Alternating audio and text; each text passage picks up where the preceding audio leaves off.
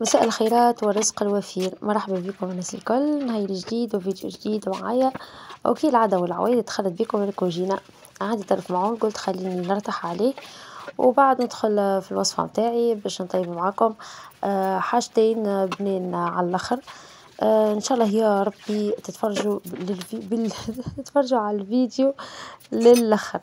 بالحق نتمنى انكم تتفرجوا عليه للاخر وتدعموني بلايكات وتدعموني بلي كومونتير.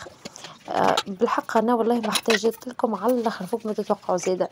علاش؟ على خاطر من غير تشجيعكم انتم بالحق الفيديو يعمل فيه 40 فيو، معناها يتعدى عليه نهار يعمل 40 فيو. معناها تشوفوا قداش نتعب وناخذ وقت في التصوير والقضية اللي باش نقضيها في درجين نقضيها في ربع ساعة وفي نص ساعة بالتصوير، خاطر التصوير يعطل. معناها نتمنى اني نلقى دعم من عندكم يا ربي. ان شاء الله تتكرموا عليا وتعملوا لي ديجام وتكتبوا لي دي كومنتير، خاطر غراس الديجام نتاعكم والتعليقات نتاعكم هم اللي باش يطلعوا الفيديو يولي يعمل في فيوز. هاكم تشوفوا تو اللي تدخل تتفرج في الفيديو هذا تعمل طلع على الفيديوهات اللي قبلهم، تو تشوف قداش الفيوز هي طايحة على الاخر. فيو اللي ما فماش تفاعل، كي يبدا فيديو ما فيش تفاعل اوتوماتيكمون ما يبداش فيه فيوز، ما يظهرش للناس الاخرين. حاجة اخرى كيف جوست تتفرجوا في اللقطات الاولانيين وتبدو تعدوا زادا في الفيديو، راه اليوتيوب يقراها الحكايه هذيك، تبدا تمشوا فيا هكا فيت في معناها ما تتعداش فيوز هكاكا، فهمتوني؟ وسيرتو دقائق الاولى كيف ما تتفرجوش فيهم معناها راهو الفيديو ماهوش مهم، ماهوش انتريسون. داكوغ، هذاك علاش يتيح وبالتالي ما يوصلش للعباد. معناها جهدي وتعبي وشقاية وتصويري الكل بوف يمشي في الفارغ. دونك انا نتمنى يا ربي انكم تتفرجوا اولا في الفيديو للاخر باش تمركي معناها فيوز معناها باهية. وحاجة أخرى باش تعملوا لي دي لايك وتعملوا لي دي كومنتير باش هكاكا ينجم ينتشر الفيديو. بيان سور أنا نطلب منكم معناها فضلا وليس أمرا، وإن شاء الله تتكرموا عليا يا ربي وتشجعوني. هل حاسيلو من غير ما نطول عليكم ونمرجكم بالحكاية هذه. نغسل في الماعون عاد قريب نكمل بخاسك هيك. هاو الحوسة أكثرية الوقت نعديه في الكوجينة، أنا واحدة من الناس صدقوني والله. وقتاش نرتاح عليها؟ وقت اللي نسكر بالدار ونخرج بالحق سيء. ما كاني في وسط الدار راهو باللازم عليا باش ندخل لها ونعدي فيها معظم وقتي. حتى كيف نتكا تريف ونقول لي يفك عليا نتفكر 20,000 حاجة في حاجة، نقول شكون باش يعملهم بذوك، كما نقول لهم باش شكون باش يعمل مصيري لازمني باش نطيب طنجرتي باش نغسل معوني، ما عنديش شكون باش يعملهم الحكاية هذوما الكل، واحلين فيا معناها من الاخر. هيك هو الحمد لله، ربي يعطينا صحة الابدان وربي يعطينا الجهد والوقت الطيب يا رب العالمين. والله نفرح انا كيف نطيب حاجة بنينة ويستفيدوا بها وياكلوها الفاميتي وتعجبهم، والله عندي بالدنيا وما فيها والله العظيم. الحمد لله وكهو. المهم لهنا عاد باش نعمل لكم كيك بودرة متاع كيك هذه بالحق راهي تهبل يا البنات، وهذه معتمدة حتى في لي باتيسري، جربوها ورحموا على والدي. اكيد راهو برشا فيكم يعرفها واكيد زاده فما اللي فيكم ما يعرفهاش، دونك هاني فرصة باش تعرفوها اليوم. بودرة سحرية هذه تجيب لكم الكيك متاعكم مهشوش وبنين ولا اروع بالحق، بنة عالمية والسر متاع النكهة متاع لي باتيسري في الغوسيت هذه. دونك جربوها ما تندموش البنات وتبعوا هكا الغوسيت للاخر باش تفهموها. باهي تنجموا بالنسبه لي راني استعملت الفرينه نتاع كعك الورقه، فيو اللي عندي معناها غاز نتاع فرين نتاع الكعك الورقه، مي انتم راكم تنجموا تستعملوا اي نوع تاع فرينه، معناها فرينه متعدده الاستعمالات، هذيك هي المعتمده في الغوسيت هذه. جوست انا كيف ما قلت لكم عندي طريف ومالغري عندي لو فرينه نورمال، مي قلت خلينا نكمل علاش باش نقعد يطيش. باهي خذيت 9 مغارف، 9 ملاعق من الفرينة، وخذيت عليهم مغارفتين من نشاء الحكة الرذوذ هذيك اللي حطيت منها راهي فيها نشاء، حطيت منها مغرفتين من نشاء، وحطيت 3 من بودرة الكاكاو. بودرة الكاكاو لهنا تنجمو تستعملوا النواغ والا اللي الفاتحة، معناها كيف ما تحبوا، لكم حرية الاختيار لهنا. باهي، بيان سور يلزمنا نغربلوهم بالباهي، نلقوش هكا فيهم تكعبيرة، خاصة راهو الكاكاو يكعبر، ونفسوها كيف ما نقولوا الفرينة تتهوى معناها، هكاك تجينا خير الغوصات نتاعنا تنجح لنا خير وتجينا هشوشة وتجينا منفجة. دونك خلطت المكونات الكل مع بعضهم باش يتمازجوا. دونك كيف ما تلاحظوا قاعدة نحط في البودرة قبل، ومن بعد نبدأ بالسوائل. نغربلهم بالكدا اللي تهبط معايا هاني. شوفوا كيفاش ديجا هلكت الدنيا. كيف نعمل بالطريقة هذي، نبدأ نغربل فيها بالطريقة هذي تتهلك لي الدنيا. ذاك علاش قاعدة نستعمل في المغرفة باش أقل ريسك نتاع البودر ما تتنطرليش على كوتي. هاكا هو عاد البنات هاني كيف ما تشوفوا لهنا روسيت راهي خفيفة وبسيطة وما فيها حد شيء، تنجم تفرح بها صغيراتك تاع تهزلهم معناها ياخذوها كوتي معاهم، خير ملي ياخذوا لي كيك ذوكم الحاضرين، وتنجم تشربوا بها قهوة زادة بنينة على الآخر. تتشوفوا بعد أنا المول اللي استعملتها نخمل المول جي متاع جاتو الأكثرية، تنجموا تستعملوا مول متاع كيك. عندي مول تاع كيك ما حبيتش نحط فيها، نحب ديما نستعمل المول أكثر. تشوفوها بعد اللي استعملتها. باهي هكا هو هاني الحمد لله كملت لهنا غربلتهم بالباهي. ما خليت حتى كعبورة نحل فيهم بالقدا بالقدا بالمغرفة، وباش نحرك المكونات الكل في بعضهم باش يتمازجوا. بالنسبة 3 مغارف متاع متاع الكاكاو ما تستهونوش بيه، ما تقولوش شوية راهو هاو جا كل الاخر متاعها فاتح، كي نحطوا لي كذا باش يغمق راهو داكوردو، معناها ماهيش كونتيتي صغيرة. بالنسبة للبودرة هذه تنجموا انتم مثال تخدموها اليوم وتخبوها، ما تستعملوهاش في نهارتها، تخبوها ووقت اللي تستحقوا يجيكم ضيف على غفلة ظهر لكم هكا رشق لكم على غفلة باش تعملوا كيك، تلقوا البودرة متاعكم حاضرة، تجبدوها تيك تاك تعملوا الكيك متاعكم في لحظة. عندي خيك الباكوات جاهزة هذيك كيما متاع فانواز وغيره تلقوها حاضرة، هاكي تعمليها وحدك وتخبيها وانتي ترونكي. باهي فما مكون لهنا باش نوريهولكم بالحق هو اللي باش يعطينا لا ديفيرونس. تو تشوفوا بعد باهي حطيت لهنا ساعة باكو خميرة متاع جاتو، ولهنا بيكربونات دو سود.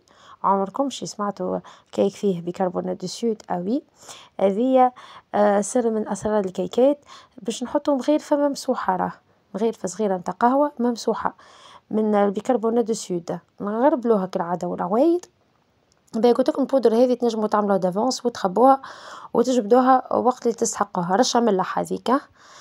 المدة الصلاحية متاعها تبقى سولون المدة الصلاحية متاع المكونات اللي استعملتهم الكل، معناها المدة الصلاحية متاع الفرينة متاعكم متاع الكاكاو ومتاع المكونات الكل تشوفوهم قداش الدولي متاعهم يقعدوا مثالهم صالحين العام. انتم تخلوها 6 شهور كهو فيو اللي احنا هذيك ميلونجي برشا حاجات. باهي حطيت كعبة ياغورت ناتور، وحطيت نص كاس متاع زيت قطانية مش زيت زيتونة. زيت زيتونة في الكيكات يجينا ثقيل ويعطينا جو مش بنين، دونك ماذا بينا زيت قطانية. نص كاس زيت قطانية. وبالنسبة لياغورت ناتور راهو لهنا في الغوصات الصحة اللي مسيسة نعمل فيها نحط بحكار حكة ياغورت، نحط كيس حليب مي ما عنديش حليب دونك حطيت كعبة ياغورت ناتور. باهي بنفس الحكار متاع الياغورت توا باش ناخذوا 2 كيسين سامحوني باش ناخذوا بها 2 كيالات سكر هكا هو. وتوا بعد ما كملت المكونات السائلة حطيتهم يتركزوا هكا شوية مع بعضهم، ما همش باش يطلعوا لي راهو على خاطر كان جا السكر وعظم بركة يطلع لي شوي، مي فيو اللي حاطة معاها الزيت وحاطة معاه الياغورت توسا ما هوش باش يعمل لي ديفيرونس، جوست انهم يتخلطوا بالكدا مع بعضهم وكهو. وبعد حطيت البودر متاعي بعد ما خلطتهم مع بعضهم. بالنسبة للبودر متاعي قبل ما باش نهبط الركازة متاعي باش نحركهم هكا شوية باش ما تنطرليش الفرينة باغتو ويتهلك لي لوجق. هكا وتخليهم هكا يتركزوا مع بعضهم بالكدا بالكدا، لين المزيج الكل يتجانس مع بعضه. التكستور ما يلزمهاش تكون عاقدة ياسر، وما يلزمهاش زادة تكون ليكيد، يلزمها تكون متوسطة باهية. معناها ماشية للعقودية، فهمت؟ معناها عاقدة شوية، فهمتوني؟ خاطر متاع الكيك ما تجيش جارية ياسر. هاكا هو. بعد ما نركزوها سي باش نحضروا البلاتو دو بريباراسيون نتاعنا. تاخذوا المول اللي تحبوا عليها انتم. بالنسبة ليا باش ناخذ مول قلت لكم ماهيش متاع كيك، مي هذيك هي اللي نحب ديما نطيفاها، باش نعمل لها الزبدة ونعمل لها الفارينة مالغري اللي هو ما يلصقش، راهو البولار ما يلصقش، سورتو كي يبدا مش مجروح ومش مدهوك عليه راهو ما يلصقش جملة زادة. مي استانست ديما نحط الزبدة ونحط الفرينة، حطيت سورتو اللي كيف نعمل الزبدة الحيوانية تعطيني جو بنين ياسر في الكيك. هاكا لهنا هنا تركز معايا بالكدا وشوفوا لا كولور كيفاش غماق بالباهي. قلت لكم رانا كيف نحطوا الليكيد الكولور نتاع الكاكاو يظهر يبرز، معناها ما يقعدناش فاتح كيف ما شفتوه اون بودر. هاكا وريتكم هنا تيكستور نتاعها، شوفوا كيفاش مش جاري ياسر ماهوش عاقد على الاخر. ولهنا جيت باش نعمل الزبدة والفارينة. الزبدة نتاعي كانت محطوطة في الفريشيدي ماهيش بحرارة الغرفة، دونك هذاك علاش ماهيش باش تعاوني حتى طرف باش تعبني شوية وقت نبدا نطلي فيها. تنجموا تستعملوا مارغرين راهو. كان جات مارغرين حتى ومحطوطة في الفريشيدير تبدا ساهلة يطلي، أما هذه ما هي زبدة حيوانية تصم بالباهي في الفريشيدير. هاكا حاسيلو دهنت البلاطو متاعي. بالنسبة للفور تمبيراتور نحكيه. نسخن ديما الفور متاعي على 180 درجة ونطيب على حرارة 150 درجة. هذا بالنسبة لي، فما شكون يطيب على 180 درجة، فما شكون يطيب على 120 درجة. الفور متاعي نشعلها من الفوق ومن اللوطة ونحطها مروحة. كان الفور متاعك ما فيهاش مروحة طيبي من اللوطة قبل ومن بعد تحلي من الفوق، معناها ما تحليش لوطة والفوق مع بعضهم كدا ما فيهاش مروحة باش ما تتصهدش. نطيبو كامل لوطة كهو وبعد نحلو من الفوق، كيبدا فيها مروحة خاطر الهواء يدور وما تتصهدش وتجيب معناها فرد نيفو وفرد كل شيء، معناها تجيكم تشابها باهي على الاخر بالمروحة. ديما الفرن تاع المروحة خير بياسر من غير. هاكا لهنا باش نصبطو البريباراسيون تاعي في المول ونحطها ديجا راهي الفور لهنايا قاعدة تسخن. دوب ما نحط البلاطو نتاعي نطيحها تمبيراتور 150 ديغري ونخليها تطيب. بالنسبة للوقت ما عنديش وقت، ما نكذبش عليكم جامي كان طيب حكاية بوقت. انا نحطها وما نحلش عليها كان كي نشوفها تنفجت بالباهي وعيني ميزاني. بعد ننقبها هكا من في الوسط بالسكينة، تخرج لي السكينة شايحة معناها راهي طابت. كان خرجت لي مبلولة راهي مازالت نية، كان خرجت لي اوميد معناها راهي نص تيب. هذا هو المعيار متاعي في الوقت، سينو ما نحكرش بالوقت خلاص ندورها متاع الوقت على الاخر وعيني ميزاني. ما فهمتش لهنا علاش عملت بالمغرفة الحديد نهبط ان شاء الله بركة راني ما جرحتليش الوحدة متاعي. نورمالمون راني خديت السيليكون، منها نستحفظ على البول متاعي ومنها يهبط لي بالكدا خير ما يقعدليش هكاكا في وسطه. والله لو وسعت بالي وكملت هبطت ولا حطيتها في الوجق في اللذبو بليتو. هاكا شوفوا تبارك الله كيفاش لهنا بعد ما تابت والله صدقوني فيها سيفة بنة ما نحكي لكمش جربوها. شو تبارك الله المول كيفاش ما يشدش جملة. دوب ما قلبتها جت معايا فيها سيفة فواحة وسيفة بنة تهبل. حطيت جوست رشة ملح فيها ما حطيتش حتى منكهات، خاطر الكاكاو بطبيعته يعطي جو بنينة وجوست رشة تاع الملح على زفارة الأعضاء. لهنايا باش نقصها، تحب تقصوها مرسوات كبار والا مرسوات صغار على راحتكم. لهنا بالنسبة لي باش نقصها صغار مش صغار ياسر باهيين باش اللي ياخذ مغسو يكمله، اللي حاب ياخذ زوز ياخذ على روحه خير ما نقصهم كبار ويقعدوا يطيشوا. هكا لهنا جيتي اوبليجي باش نتبعك الستر ذاك خاطر هو كلي تشقت هكا شوية تبارك الله، هذاك دليل على انها وصفة ناجحة. كيف تعمل لكم الفاز هذيك في الوسط. شوفوا مازالت سخونة راهي، شوفوا ديجا الفار كيفاش طالع وقت اللي نقسم فيها، مازالت سخونة مي قلت هيا خليني نقصها. وباش نحط لكم هكا في صحين وتشوفوها، جربوها الغوسيت والبودر هذي جربوها، تنجموا كيف ما قلت لكم تعملوا البودر وتخبوها النهار اللي حاجتكم بيه، يجيكم ضيف على غفلة تسحقوها انتم حتى من غير ضيف، تحب تشربوا قهوة تفطروا الصباح تلقوها حاضرة. ولهنا جيت باش نعمل الملاوي، باهي هذوما هما الكعبات الملاوي اللي عندي، باش نعمل ملاوي نحشيها معناها، هاك تشوفوا كيفاش باش نحشيها كيفاش باش نطيبها. باهي ديما كعبة الملاوي راهي يلزمها ضربة تطيب في الآخر خاطرها تبدا ناقصة طيب شوية، تحسوا شيرة طيبة بالباهي وشيرة لا، ديما هكاكي كيما الملسوقة تجيب من شيرة واحدة، مي الملاوي تدور من الشيرة الأخرى أبين مش بياسر. الحسيلو باهي حطيتها من هنا على الشيرة الطايبة وبعد قلبتها، ديما ماذا بينا نحطو من الشيرة الناقصة شوية شيب كي نبدا باش نحشوها. باهي حطيت تبع فرماج باش نحط معاها الكريم فريش، بيان سور تحطوا اللي تحبوا عليه، اللي تحبوه واللي تشتوه واللي متوفر في كوجينتكم تحطوه مش بالضرورة. لهنا راهي على فكرة الملاوية راهي عشاء لهنا مش هو غداء، عملتها للعشاء. وباش نزيد معاها حكاية أخرى تشوفوها شنيا، لهنا ذي هروس الهروس الحاضر الحكاك وشو معمول في الدار مش هريسة عربية هروس. باهي باش نتاليهم هذوكم مع بعضهم، نعديهم على كعبة الملاوي. باهي الملاوي لهنا راهي عشاء ماهيش فطور نص نهار، وباش نزيد معاها طريف شوربة فريك وكهو والحمد لله يا ربي. باش نطيبها على الطاجين، على خاطر الطاجين يعطيني هيك الديزاين نتاعها ذاك تبدا هكا فيها دوارات، يعجبني المنظر. ما عنديش طاجين حديد كيف اللي باش نعمل عليها ينجم يستعمل مقلة عادية، اما انا الحقيقة يعجبني الطاجين يستعمل فيه في برشا حاجات.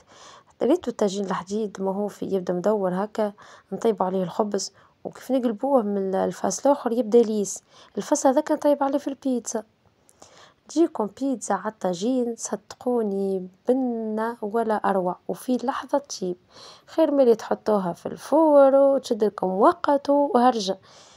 تو إن شاء الله مرة نبارطاجيها معاكم في القناة، ولكن صدقني ربي مصورة قبل فيديو قديم معناها في القناة عاملة البيتزا عالطاجين، والله تنجموا كان تحبوا تكتبوا بيتزا تونسية حرة يطلع لكم، كان عملتها في القناة على طاجين تو يطلع لكم الفيديو، أكيد راني عملتها أكيد منصورش روحي ما عملتش البيتزا في القناة هكا. وتو باش كمان نحط لي زانغريديون الآخرين هاكا تشوفوا فيهم قدامكم لي زانغريديون كعب عظم مسموطة، بصل مفيد على الآخر فخي فريت معدنوس والكعبة هذه بالذات نتاع الملاوي باش نحط فيها طريف كبار، عندي خاطر شوية كهوة كبار والمسيو يعشق حاجة اسمها كبار دونك حطيت له في كعبته هو الكبار، ما عنديش فيه الكبار وبنتي ما تاكليش جملة هكا هو.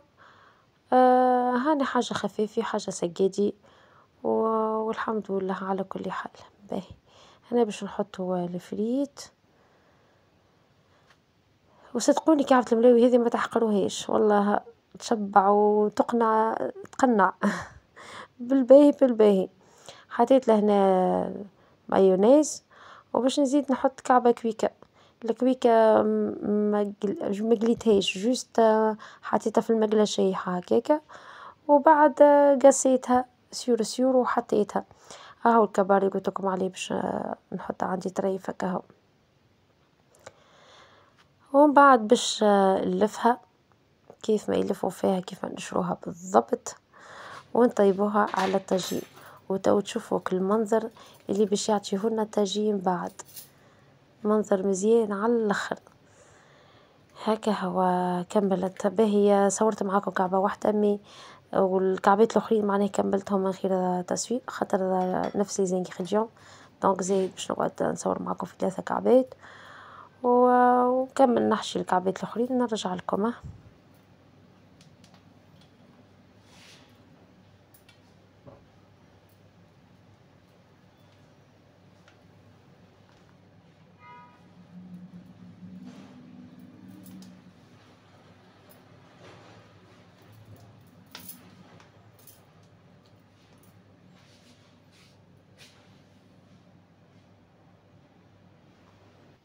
هاهم 3 كعبات عملت، وتوا باش نحطهم 3 على في الطاجين، نخليه يسخن بالباهي ساعة الطاجين ومن بعد نحطهمش وهو بارد.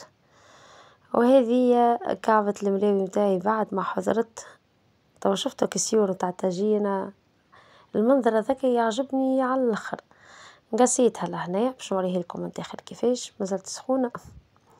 وباش نحط معاها صحيفة الشوربة، شوربة فريك جت بنينة بنينة، ما نحكي لكم باش الشوربة.